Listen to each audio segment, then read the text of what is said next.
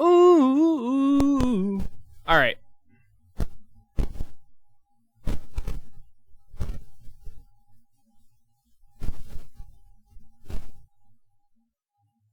We're good. Okay.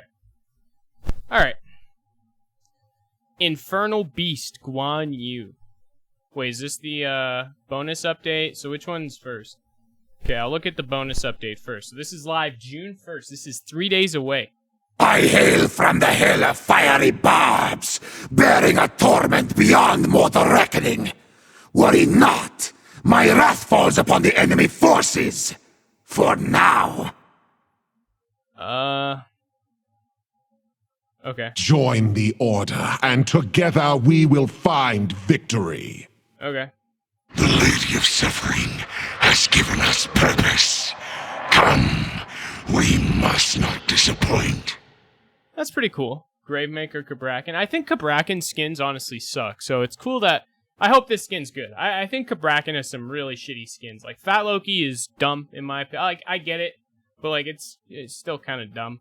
Yeah, I think Cabrakan could use some... Nerd Rage is pretty cool, but, like, it's definitely outdated, so, you know. Yeah. Blessing of the Nile Sobek. That's cool. Enhanced purple buff. Decreased attack speed from 10 to 15%. Okay, cool. Gilded arrow. Decreased gold gain per successful marked kill from 10 to 7. Okay. I'm glad they didn't just gut this completely, you know? It is kind of broken, it is kind of stupid, but I think Gilded Arrow is a cool thing for hunters to have. It's like interesting, you know? It's not it's something different, and it's like it adds something to the gameplay, right? Where it's like you hit the Gilded Arrow creep. It's something to keep those brain neurons firing a little bit, so you feel good about yourself while you're sitting there killing creeps for 30 minutes, building crit, you know. Decreased gold percentage gain from 20% to 5%. Yeah, that's about right. I don't get, like, people were just spamming, 3k potions. That makes sense. Okay. Yeah, the upgraded version of it was ridiculously OP because you would just get so much gold so fast, right? Billions and billions and billions. It was just terrible. Decreased attack speed from 25% to 20%. Alright, so they're nerfing Executioner. Okay. Atlanta's bow. So, okay, it looks like to me, they're not nerfing crit. They're just nerfing the things around crit, which is interesting. Interesting. Very interesting. Increased physical power from 25 to 35. Atlanta's has seen a heavy adjustments through its lifetime and has settled overall in an underperforming spot. Honestly, I think for casuals, right? So, like, you always feel like that when you play an ADC in, like, a casual mode in Smite that's not ranked. You're like, okay, dude, I don't want to build Devos. So then some people are just like, no, just build Trans. And, like, I guess it works, but then it's like, okay. But, like, you're just building Trans now, you know what I mean? And it's just more damage and mana, right? You don't get lifesteal from it. I think, and Atlanta's bow doesn't give you lifesteal either, but it gives you power and it gives you pen. And I think it's like a cool little bridge item for casuals in like, you know, and that's fine. I don't think every item in this game doesn't need to be built in ranked for the ranked meta. You know what I mean? I think this item's cool for, like, you know, yeah, like I said, like game modes. I don't know, Joust or something like that. I don't play a lot of Joust and shit like that. But, like, I don't know, game modes where you wouldn't want to build Devos. If you don't want to build Devos, like, it wouldn't really make much more sense to build Transcendence, in my opinion. If you don't want to go one stacking item, why would you go the other one? And so, you know, it was a cool little bridge item. Are they going to revert XE nerf a third time? Probably, you know. It seems, like I said, it seems like they're not actually nerfing crit. They're nerfing everything around crit, which is a very high-res way of doing it, but we'll see how it goes, you know what I mean? Because, like, the way this item worked, Ornate Arrow, for example, was pretty stupid, so. Aussie, increased physical power from 20 to 25. Great, dude, fantastic. Bluestone Pennant, decreased HP 5 from 20 to 10. Okay. Decreased bonus damage from 75 to 50. To dive backliners at 25 base damage on the proc felt underwhelming, but 75 was too much. 50 should be a solid middle ground that makes it more comparable to the utility of other upgrades. Yeah. Yeah, it was pretty good. Alright, that sucks. Oh well. Reinforced shoes, okay. Decrease CCR from 10 to 20% to 10%. Okay.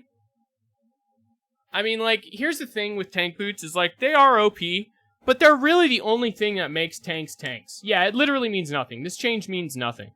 But, like, high-res, like, this shows to me high-res feels like they have to do something. Reinforced shoes agrees have taken a step forward in build placement. Supports and many warriors are heavily valuing the early protection spike these boots provide and can make it feel too difficult for damage dealers to punish poor positioning or play. We do think its balance point, however, is quite narrow, giving these items saw very little play for some time. While we have future plans for boots in general in the next patch mid-season, we did not want to tone down one of its strong passive benefits. Supports... Okay, so this is very interesting. So you guys want to know a little something? I heard around the rumor mill. Okay, boys. So you're all here, right? Okay, this doesn't leave. Like, this part is interesting to me because what I heard for future plans for boots in general in the next patch mid-season, I heard that they thought about they're thinking about removing boots or whatever, right? Like, that's why I've been saying it. And like, I heard from around that like that's the thing, and that they're adding like a Draugr or whatever, and like the Draugr gives you like a quest or whatever at the beginning of the game. It kind of like, I don't know, it ties into like your starter item or something. I have no idea. It's something like that. But yeah, I mean, like, this is the route I would expect. You know what I mean? Because this is the route I would expect because they can't really, like, I don't know, nerf tank shoes. Just remove shoes from the game. You know what I mean? Like, if that's the case, but, like, then tanks would just suck. Like, that's, I don't know. Like, the thing with reinforced shoes is why they're so good is because they also give you power, right? And, like, they give you a little bit, but it's still there. And, like, with Smite, if you don't clear the wave, you don't do anything. It's a pressure game. It's been the same for a decade now, whatever. But, like, if they, like, went the route of, like, how they went with Warding Sigil or whatever, where it's like, yeah, we're taking away the power and just making it full tank, right? So no one gets that item now. It's like, if they did that with reinforced shoes, this item would kind of suck too. Like, supports would still get it, but warriors definitely wouldn't get it as much because, I don't know, they still would. But, like, I don't know, that 10 power does play a big part in, like, for Arthur at the beginning of the game and, like, for Cuchulainn. Like, you can really tell the difference in just having that extra 10 power on top of your Bluestone. Like, Bluestone should be enough, but you get tank boots for the tankiness of it. And, like, that would be a way to, like, effectively nerf them, but then that could also ruin the item. I wish they'd do that with all items that have protection on them. Take the power off. If you want to do damage, you should have to build damage. True, but that's just the thing, is that Smite is all smork. It's all damage. So if they do that, no one will ever buy the tanky items. Everyone will buy the items with damage that will help them clear the wave easier, and there will never be a balance around that. High-res camp, like, for whatever reason, it's been the same shit for 10 years now, where, you know, Conquest is the meta for Conquest is pressure. It always has been, right? Like, I've said this in my previous patch things, like, I wish you could play characters like Fafnir solo, right? And build like a Warding Sigil and play defensive, play tanky under your tower. But there's like two things with that, right? Is like, that's just not how Smite works. And the towers in Smite suck, right? So like you could dive, like you could take 6 shots from the tower, you know what I mean? At like a decent level, right? And like, so it doesn't really, you can't do things like that, like play like Fafnir solo and like, you know, farm up your gold so it benefits your passive. Like, that would be cool. That would be a different way to play the game. But that just doesn't exist in Smite, at least in Conquest, and it never will because the game just isn't made like that, right? It's just whoever clears the wave the best gets the bonus for it, and then, you know, clearing the wave gives you so many more advantages. You can poke, you can go check for other jungle camps, you can go contest the neutrals. There's a billion different things that you get from benefiting you from clearing the wave in this game. And that's just, like, if this season isn't apparent to you that is never going to change, then I don't know, you're kind of like, you're delusional, because it's never going to change. If anything, you're just going to keep adding more camps now and keep adding more ways for people to farm faster. And the way to benefit from that is just by building power and killing things fast. And things that aren't really as quantifiable as, like, you know, Janus, what makes him so good is, like, the ability he has to get to the back camp so fast, kill them with one ability and get back to the wave and clear the wave and not miss anything and just be, like, so, you know, that is a big thing in Smite, and it always will be. That is honestly the biggest thing in Conquest. And, yeah, I don't see them, so, like you said, okay, so they did some data mining today and the Drauggr's back. I mean, like, that would be cool, right? If they did something like that where it's like, okay, so from what I hear is that there's going to be like a Draugr. He gives you like a quest or something, and then, you know, based off of the quest, there's some interaction with starter items. I think that sounds really awesome, right? But we'll see what it'll be when it comes out, and then like you can decide which way you decide to play the game. So you want to go with more of a power build, you take the power quest, or if you want to go the bruiser fight, you take the bruiser quest, you know what I mean? Or you take the tank quest, which, I don't know, it's kind of like, that's also kind of boring, from a game depth perspective. Like, you kind of decide what build you want to do at the beginning of the game. So, I don't know how they're going to do it. They already do that with starter items, though, I guess, so. Like, you don't really get the starter item based off of the evolved form of the starter items. And I think that's, like, the failed... I think that's the failed part of, like, what the starter items actually were. Like, I remember at the beginning of the season, people would buy Warrior's Axe because of what Warrior's Axe would turn into, right? People would buy Warding Sigil because of what Warding Sigil would turn into, right? But now it's, you know, it's the Smite meta and people have figured it out. So now it's just, you know, you get Bluestone, you get whatever helps you clear the wave, you get Gilded Arrow, you get, you know, mids can choose. Mids actually have a little bit of choice there. But it's just back to, like, having blessings, you know what I mean? And, yeah, I kind of rambled a bit, but you guys get what I mean, I think. We've all talked about this for years. The map, remember the map is changing all year with every god? The Draugr's just likely there. Oh, for Charbidus release, huh? Okay. I see. Well, I don't know. This is just, like, what I've kind of heard, right? Like, from sources. You know, you know, there's, like, they're thinking about removing boots, or, like, they probably won't remove boots. I don't see Hi-Rez having the balls to do that in the mid-season patch. That's a big thing if they actually do that, but... Because that would mean everyone would get an extra item, right? And, like, I don't know, I kind of like, so... I haven't talked about this much, and I guess I'll talk about it if we, like, go over, but I like how the mage builds actually have you build items now that change the way you play the mage, right? Like, Staff of Mirrodin, and, what's the other one? There's another one, right? I can't think of it right now. But yeah, there's like, there's different items now for mages that kind of change the way you play, and they give you like special, yeah, Pete Wodge. You could call me, I drop a Wodge bomb on you guys every once in a while. But yeah, I kind of like how they're making mages more fun and different to play, and there's different like items you can utilize on different characters now that, you know, Staff of Mirrodin's not good on every mage, but then on some mages, like, you know, you could get Soul Gem or something like that, and it, like, you know, gives a heal to your team, or it adds, like, an extra effect or something like that. And I think that things like that are cool, but that shouldn't be, like, exclusive to the mage class. No! No. No. No. No.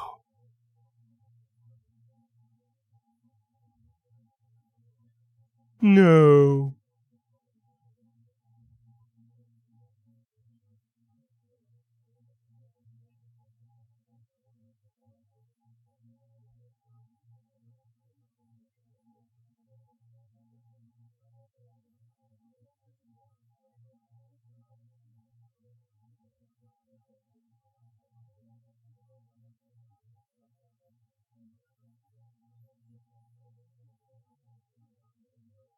Yo! Alright, we good? Sorry, boys. Hi, YouTube. Yep, there you go. There you go, bird. There you go. There you go, man. But yeah. Gilgamesh. So wait, okay, I didn't go over Persephone, right? Before I cut out, my bad. Decreased magical bite scaling power. Awesome, dude. That's so cool.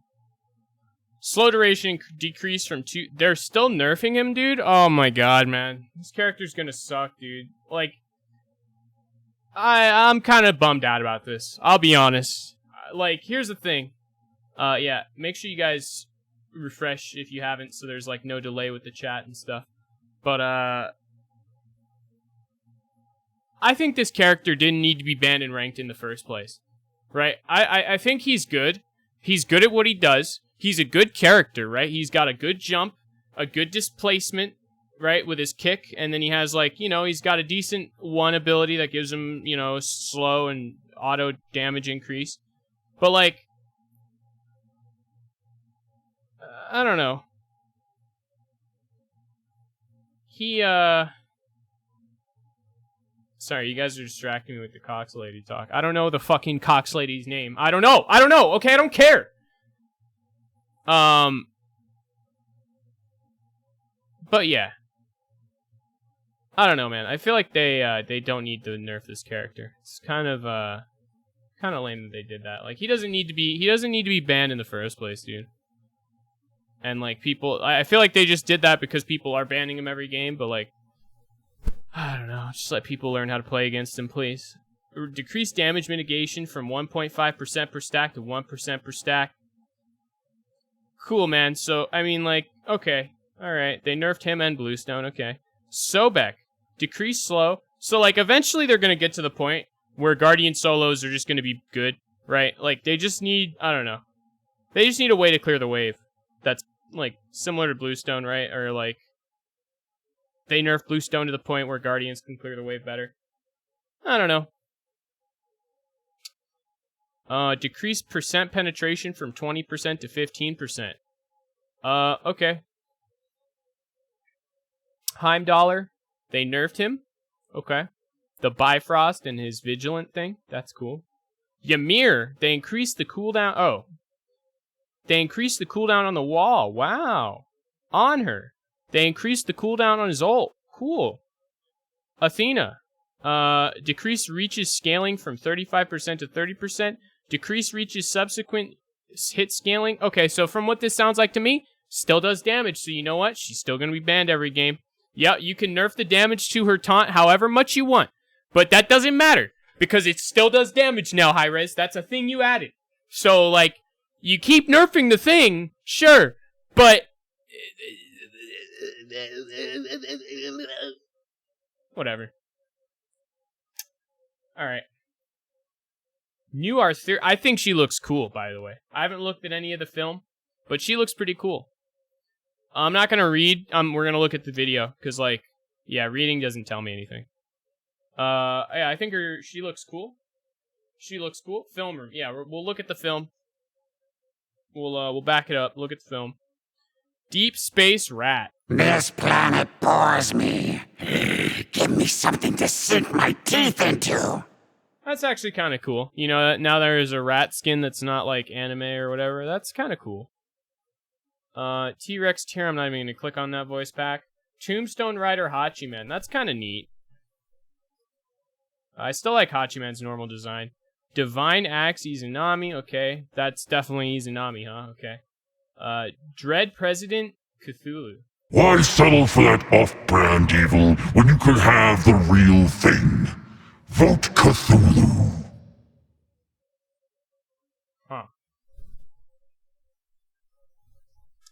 That's typical high-res fashion, dude. You put in some political stuff after like politics season is over, dude. No one gives a fuck about politics. This skin or like the Ymir Trump skin would sell like fucking hotcakes, but I guess, hey, dude.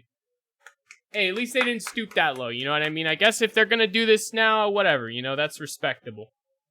The Eagle's Elbow Camazotz. What?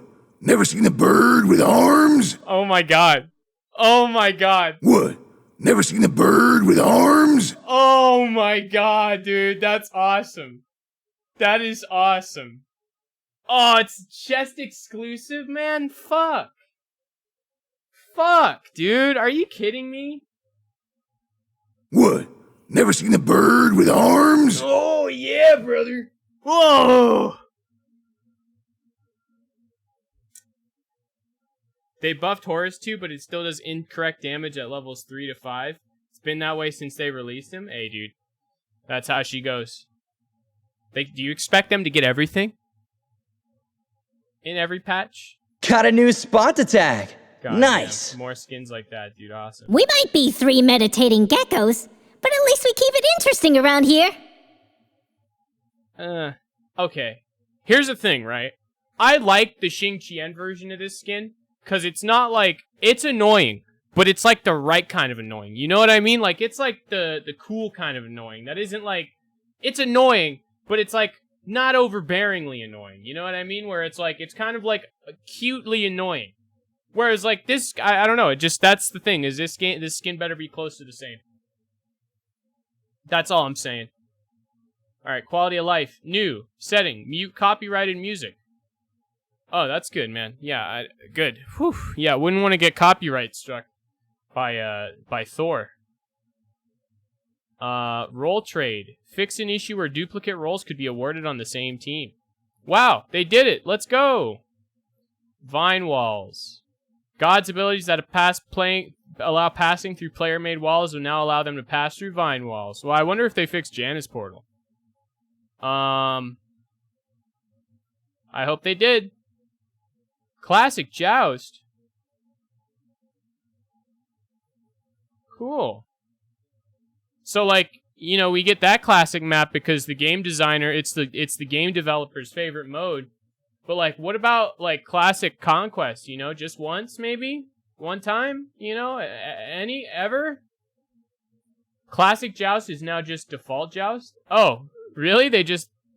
I mean, I do like this map more. Yeah, I will say this map makes me think of Smite more than, like, the Chinese one or whatever. Chinese-themed one.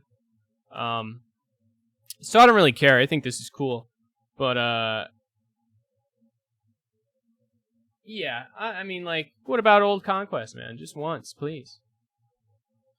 Benevolence fix. Okay, cool. Mask. Increased cost. Increased HP, increased mana. The mastery as a whole is seeing some love this patch. These items allow for class shifting among different roles, but their effects were often too intense and build paths too difficult. While these items have potential to be unhealthy if everyone's using them, we do think there is room for them as fun flex choices in key situations. I legit never think of these items. I don't even know what half of these things do. I don't even know what half of these items even do, dude. I mean, they're cool, right, in concept, but, like, I never see anybody buy them. I never see anybody do well with them.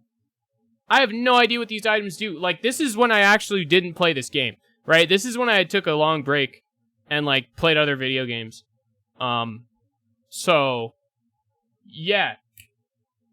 There was a Speed Mask Morgan and a Tank Mask Fenrir. Hey, dude, I'm glad I missed that shit. Just, you know, hey, when they're good, let me know, all right? When they're good, let me know, boys, all right? What's up, Bella? What's up, Mona? Good to see you, man. Transcendence. Decrease cost from 2,600 to 2,450. Okay. Okay.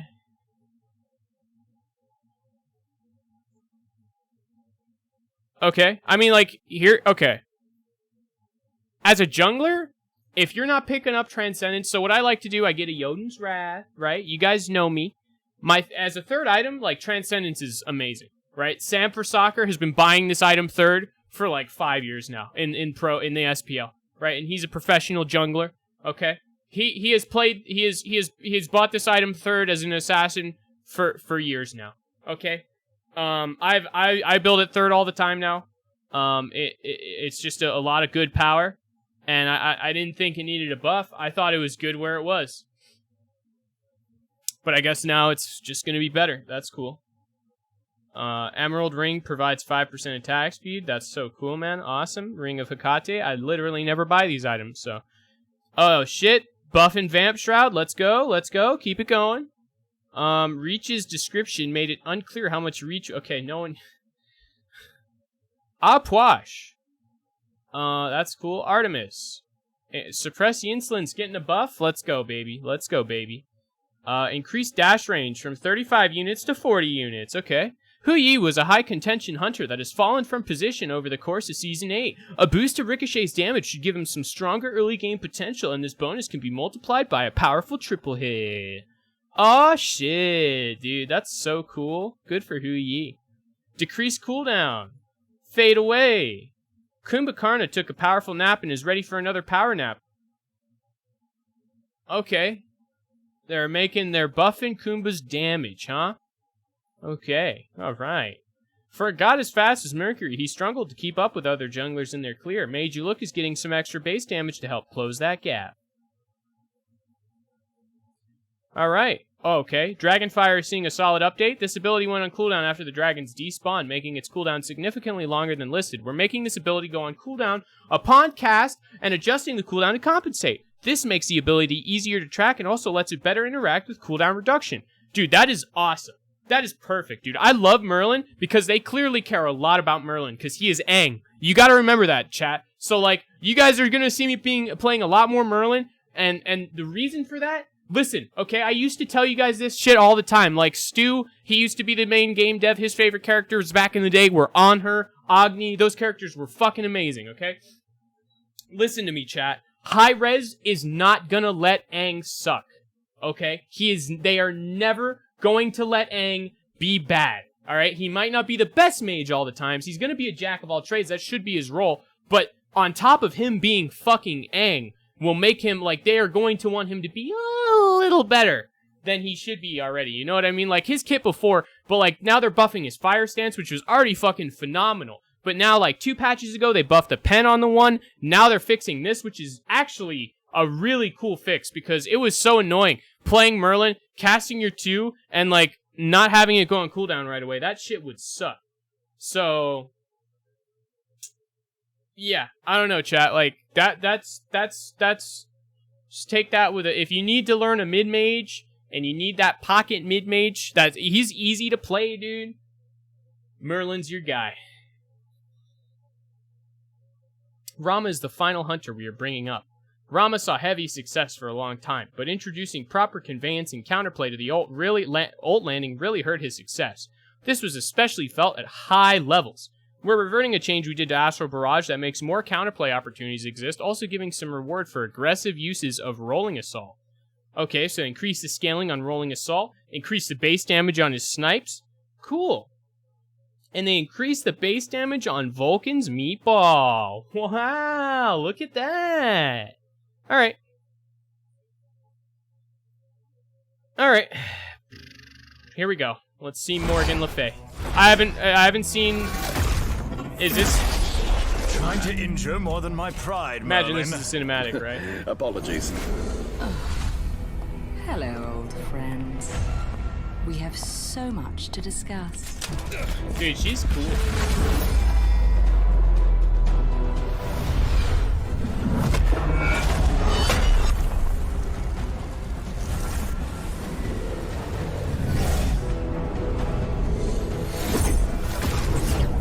Is that her ult or something? Like the wind around her? Foolish Arthur Pendragon. Oh, Do you shit. still trust your demonic advisor? His wicked magic led to Camelot's fall.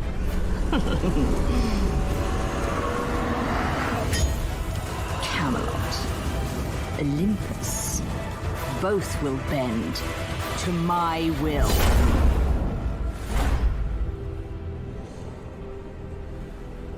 Cool. Oh, baby. And there you have it. Morgan Le Fay is coming to Smite. And I have not been on this show for a very long time, but you two gentlemen have, that's for sure. I'm joined by, of course...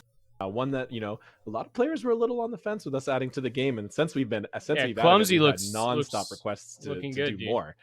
Morgan was a standout amongst the suggestions, so we've been planning on her for quite a while. Morgan Le Fay is a magical character and generally a villainous one, although there are a lot of different portrayals of her across her mythology. Interestingly enough, she has some origins in early Welsh mythology, where she was more of the Queen of Avalon, more of a healer, potentially part of the Fae or fairies, as they're often described as. But as the Arthurian legend developed and progressed a little further into the future, and we were still talking like the 1600s or something. Is that Rangna's mask in the background? Future Yeah, relatively. She started to become more of a darker and more political character and have some more themes of intrigue and betrayal and misleading people, both through her magic Guys, and they're all just looking through at that. her skills of conversation. He's got the and, weird. He has a weird that's aura been the about him really today. Yeah, common I mean, he's depiction got we the see of her in casting modern couch in the fantasy. background. That's what we dude. think What the do you think players he's would got to do recognize after? Morgan Le Fay as. So we focused on that. Y'all for examined the his kit. whole life. Although, of Yeah. course, I thought he would have, like, you know, I just wanted to... Dude, this guy, he is the main dev for this game. Regardless of how much he gets poked and prodded and made fun of by you people, like, I at least want to hear what he has to say, man. It's literally the casting cat. No, man, look, I'm sure Ajax... We're seeing a bit more of a dark magic feel to her. And He's a little wholesome, bit more, but still dude. the royalty and power that she kind of, you know, showed. Is that kind of what we're aiming for here? exactly. Awesome. Awesome. Well, let's have a look at the card art first of all and see exactly how that's going to be looking in game. Because honestly, sometimes the card art like scares me how good it's got over the years too. There she is too. I love the outfit. Yeah, the art team for this game and it's has been carrying you it can for definitely get years. the sense of that dark magic about her with the patterns in the backdrop too, I would say. Yeah, the different sigils, and those are going to lean into the kit a little bit. When developing Morgan, we really wanted to lean on the fact that, we've got Merlin, this master wizard of the different types of magics, and more so on the elemental side, and we wanted Morgan to have a different contrast, so she kind of went into this more hexing sigil-based magics, and you'll see that in her kit. Huh. Awesome. And that's with that then. What exactly are you expecting then to see her played? I mean, there's a bit of a talk. She is a mage, is that what I believe? Is that correct? Yeah, she's a mage, and there's some talks about people. I'm excited to see a new mage, dude. Her dress. It's like new hunters are cool. New guardians, especially new guardians, are cool. But there's just something about a new mage. But she's gonna be a new mage, artillery kind of mage. And it's always like either a letdown, I like really don't know much about it, Clumsy, so you're gonna really have to walk me through this. So it's gonna be an OG like the one where last I'm couple, like Baba Yaga, dude, dude, she sucks, right? It'll be exciting. Tiamat's pretty cool, but Tiamat's like a fucking transformer, you know what I mean? Exactly how she's gonna be. I forgot the last one before and there that. she is with the turnaround as well. Just having a look close up. Oh, that sword just glowing away. Is that all magical? Her face, she kind of looks like the Valheim female model, dude. Floating, as you can see, she's not holding it right there, but she will be utilizing it in hands for her basic attacks. Okay. And I believe there is a voice line with her as well that we can hear a little bit of what she's going to sound like. I was driven away from Camelot and banished, but my return is imminent. All will learn to respect and revere Morgan Le Fay. Oh, yeah. Fine. Yeah, I think you did pretty well with that, honestly, boys. Honestly, so well executed that voice actress. It sounds really good. Yeah, so fantastic happy with voice work. Yeah, it yeah, really I think her voice like actor sounds Morgan cool. Le Fay would be, and what a lot of people would have expected it to be too.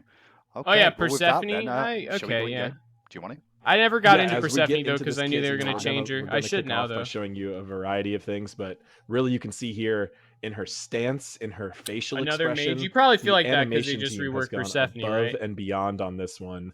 I think I even mentioned this in the blog post. I mentioned she had a unique enem set. I mean, if this is a new mid laner I can actually play, dude, I'll be happy. Goddess does you know, looks cool or does something right. They don't really know what that means. Like people but don't really even want to play Tiamat mid. They think a lot of people think she sucks as a mid laner. I think she's good floating mid laner, magically behind her, but then also like if your team falls behind, yeah, it is pretty hard to get your damage at the snap of her fingers to be utilized for a variety of different spells and abilities, and to just as quickly be released into the air and like retain its back to its spot in its kind of invisible sheath.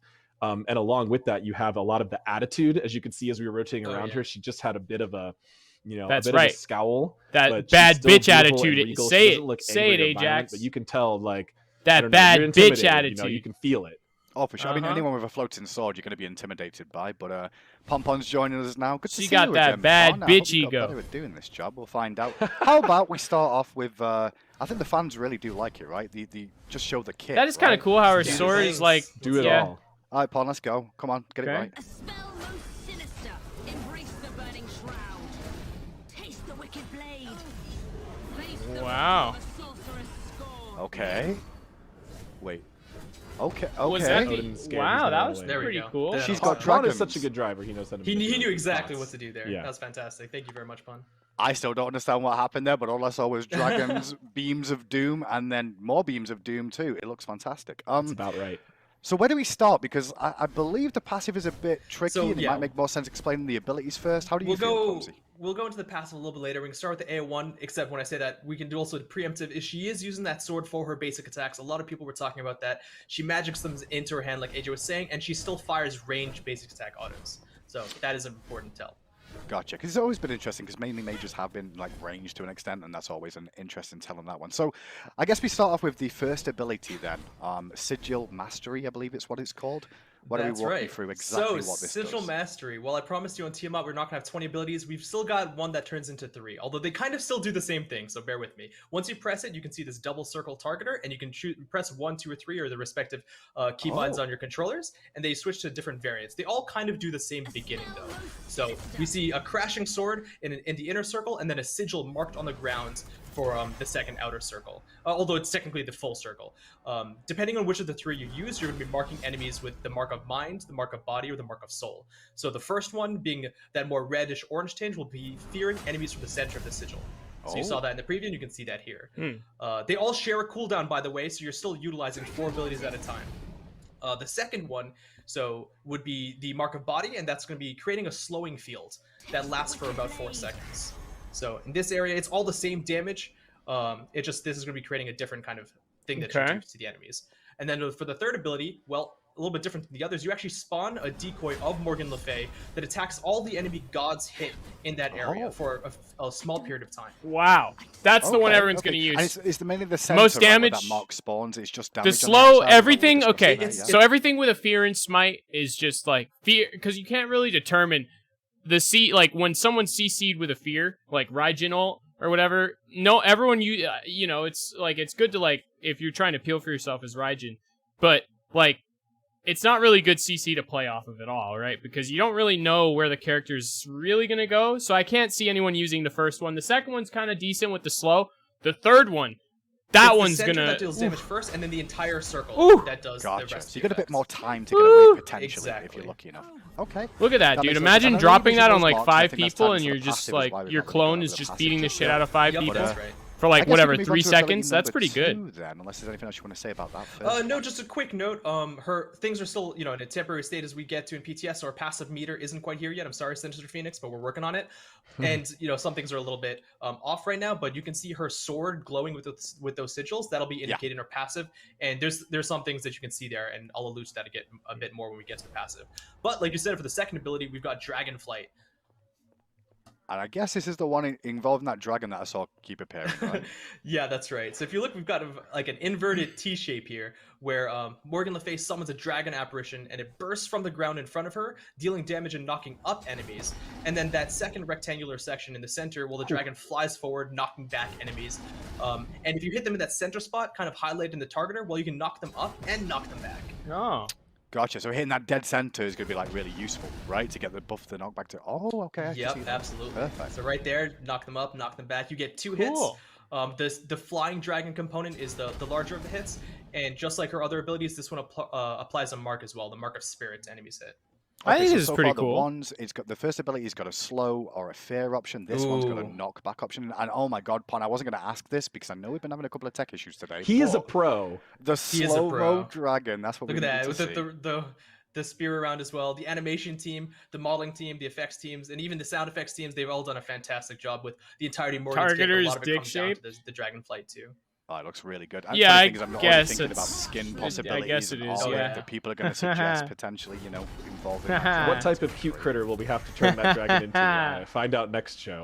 That's exactly which one was requested the most. Right? This ability is primarily her self-peel, which I think is really awesome the way that Clumsy designed this ability. A lot of these more immobile mages, they have more of a traditional stun or something, or a way to heal or shield themselves. Morgan doesn't have so much that, but this ability is a really interesting skill shot that can knock an enemy up and away, CC them for a good bit, as well as create some space, and combos beautifully into her 1 or her 3. Yeah, I want to. Okay, so does she not have a dash? What does her 3 do? I feel like that's going to be the crazy ability. It does take a little bit of time, and the enemy can see it coming, so it's pretty easy to juke at far ranges. I used this slightly greedily in a playtest the other day to clear the wave, assuming I'd be able to get out of the lane after I did it, and I was immediately ganked afterwards, and I was like, nope, I'm never doing that again. I mean, I got to learn my patterns, and you want to save this one. This is the one you want to use in case of emergency. Smart man, and Ajax. for junglers out there, although we can talk about this at the end, if you're diving on top of her, that's the one that you beat, and then you're going to be in a good spot to go gank. If he ever needs to or see you can also just position good around gank it, footage, just turn on my stream. To play against it, we definitely had people feather stepping over it, and Lermy was dancing circles around me. So you can definitely play around it, but it's a really cool interaction between that self peel situation that mages often find themselves in. So I know we've been discussing a lot of that she's got self-peel, and the way you guys have been alluding to, clearly from what we saw of the kit overall, she doesn't have much of an escape or a movement ability in her kit to an extent, but she does it on the 3rd ability, right? She has Shroud of Wildfire. Little bit exactly. She has the tiniest bit here. So Shroud of Wildfire is probably the most simple in terms of its presentation. It's a line with a circle AoE that you've seen multiple times, hitting and stopping on enemy gods with passing through minions and stopping on walls. Okay. It passes through minions, deals damage, but on gods and in that circle specifically, you can see you apply that debuff effect. And that's part 1, it's a dot that lasts 4 seconds, but it also applies a debuff on enemies. And if they use a movement ability in that time, they actually take an extra burst of damage. So you deal a burst of damage, you have the tick, and then an extra burst of damage if they use a movement ability. It would count as any ability that would be blocked by a cripple. So dashes or leaps would not necessarily trigger off of movement speed increases, but dashes or leaps are going to take extra damage here. And as you might be noticing, this was featured in the cinematic trailer. The trailer team did a fantastic job of making Morgan's abilities really accurate to the in-game depiction. So Arthur was struck by her ability 1, the fear version. So that's what Arthur was seeing, his home burning in his mind. That was fearing him. And now we're seeing here the triple fireball that she hurls back at how much movement speed does that give you? Yeah, we didn't. I saw a lot of speculation. There was no dragonfly in the cinematic, but you did get a great glimpse of all of her abilities, including her ultimate. Pretty we'll important. Anyone know? About that I should have looked at the real quick, just a bit more, right? This is it's a dot that's going to apply, but also she gets a bit of a movement speed boost. The update notes. Absolutely, you caught the last thing is that just for using the ability, not even for hitting, you do get a movement speed buff. 24, so it does scale.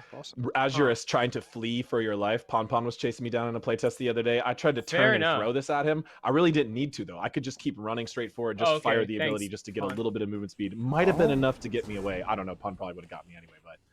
That is a thing you could do, and you can also, this is the ability you can kind of just fire as you're leaving base. I see, just to get that extra movement speed out of base and start running. Cool, Ajax. Which always feels good. I love when gods have ability you can just kind of fire out of base. It does feel good. For a little advantage. Yep.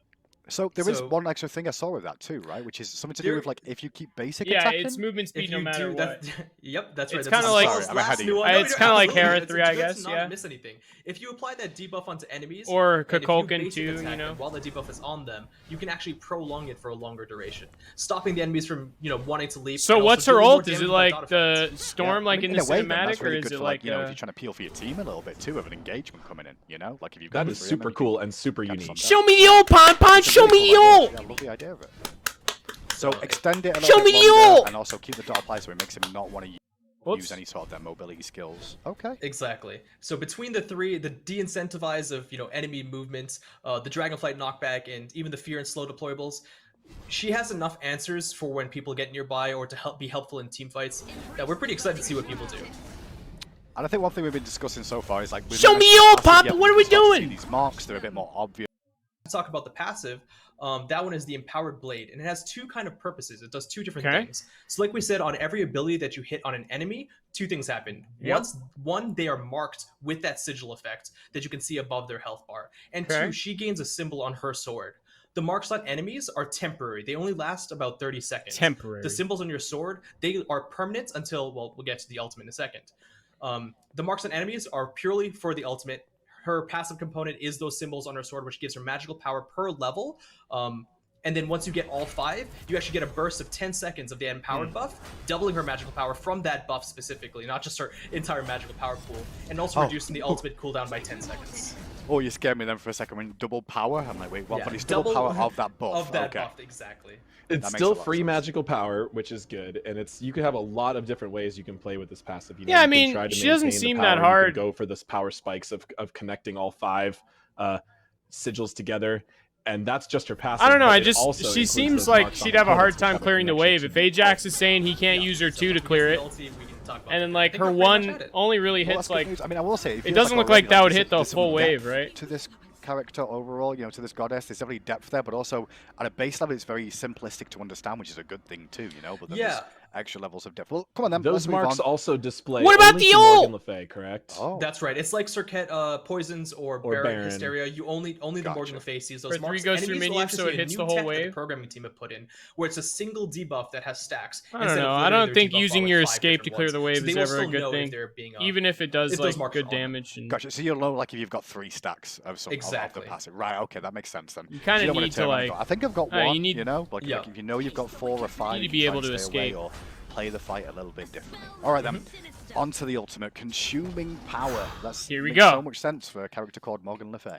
Yep, absolutely. So consuming power has 2 different moments in it. First is this long range cone that deals absolutely nothing unless there's an enemy marked in its vicinity. So, for example, if Pon uses it here on that Odin, they will take 0 damage, hopefully.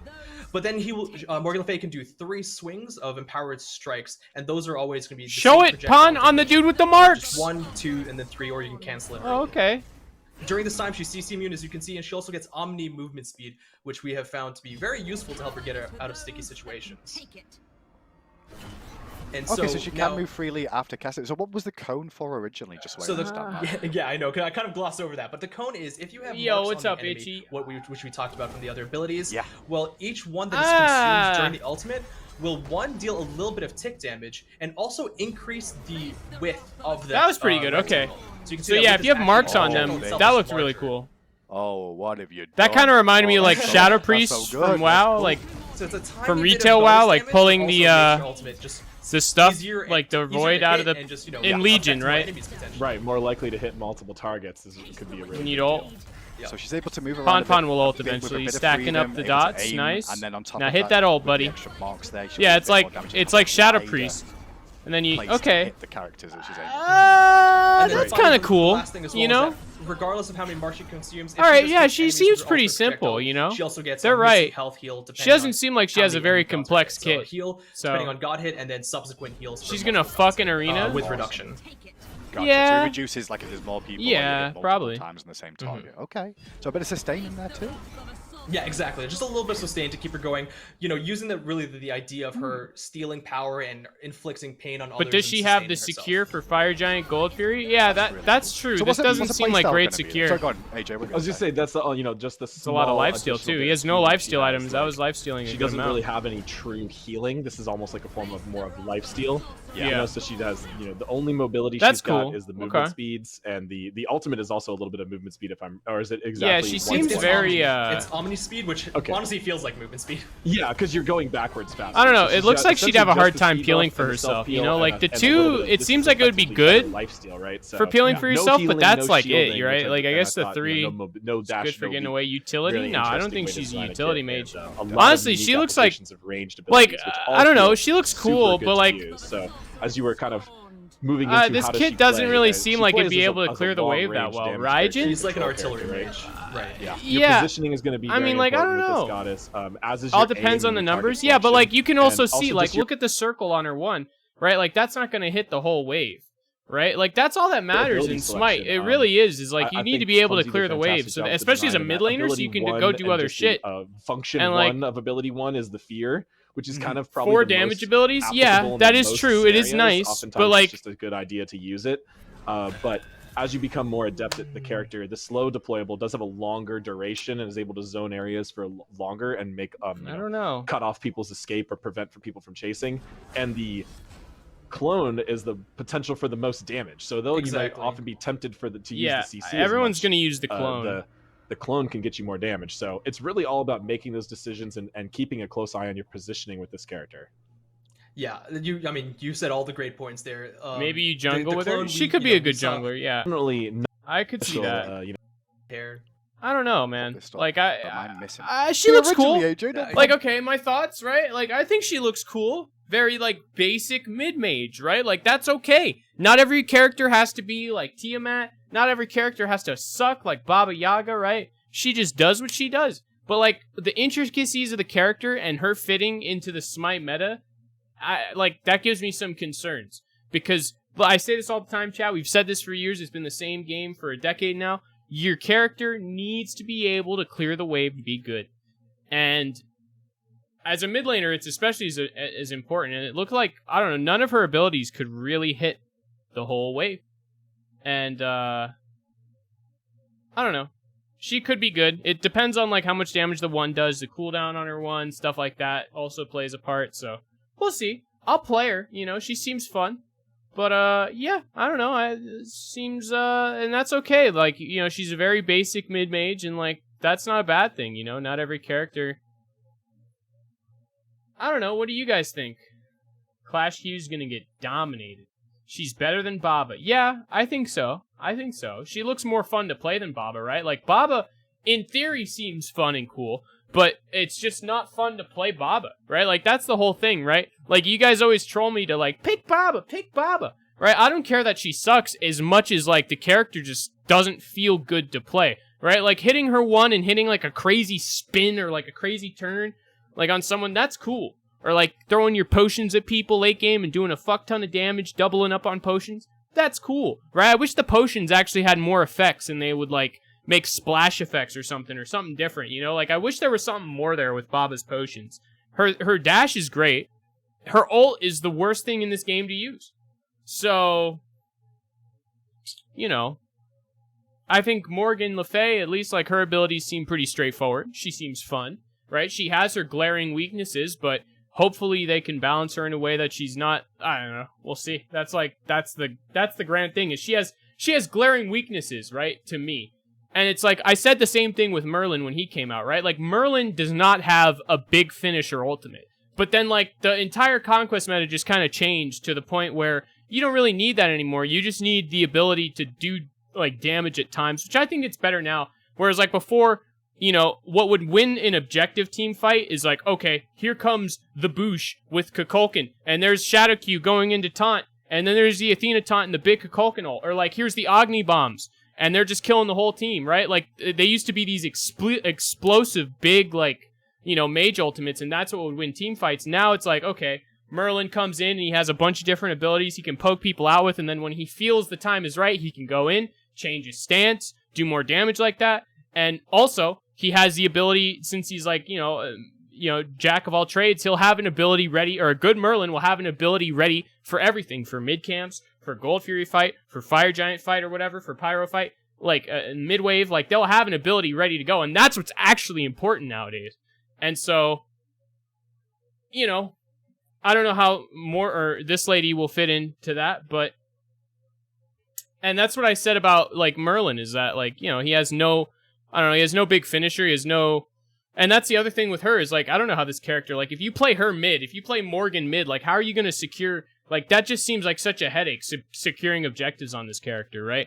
Like, securing Fire Giant, securing Gold Fury, right? Like, I don't know, yeah, pop your ult, bro, just do damage, but it's like, okay, with Raijin, right? You put your, okay, so here's a little tip for you guys, right? Securing stuff is Raijin.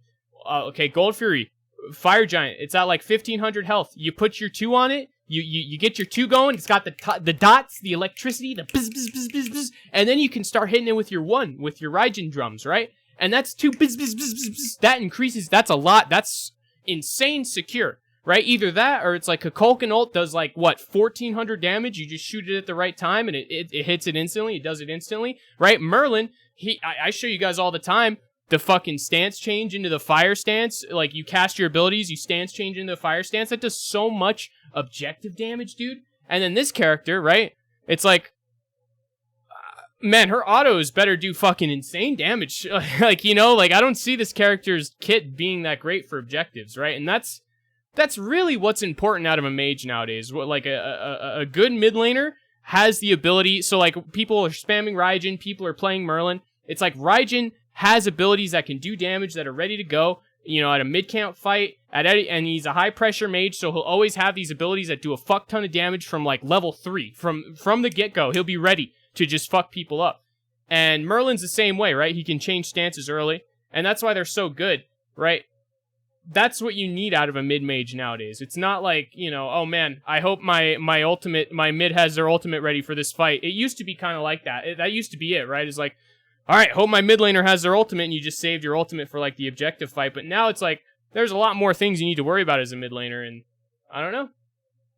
She is a MILF, that's true. So I hope this character is good for that sake alone. Like, straight up, yeah. There's gonna be some rockin' skins for this character, so I hope she's good. I hope they, honestly, they could just make, like, I'm saying all these things, what they could do is they could just make her 1 the size of Scylla 2, and then this character will be good competitively, right? That's my biggest problem with this character right now, is like every mage struggles at having something, right? Zhang's good, but Zhang sucks at securing objectives. So, like, that's a weakness for Zhang, right? Mages are a lot more, like, than any other class right now. They have a lot more variance in the things that they're strong in and their weakness in, which is pretty cool, actually. And, like, this character, I feel, just has too many, like, glaring weaknesses from the start that I hope that, you know, it's like, yeah, they could easily just make her 1, the circle, as big as, like, the Scylla 2, so it hits the whole wave, and then this character will probably be good. you know? So it's not like this character's hopeless, but like she looks fun, she looks cool, but like from like a competitive like meta horror smite slamming standpoint, she doesn't seem there yet, but I could be completely wrong. We'll see, you know? She could also just be a really good jungler. You know, she could be broken with her scaling and be played in all sorts of different roles, so we will see.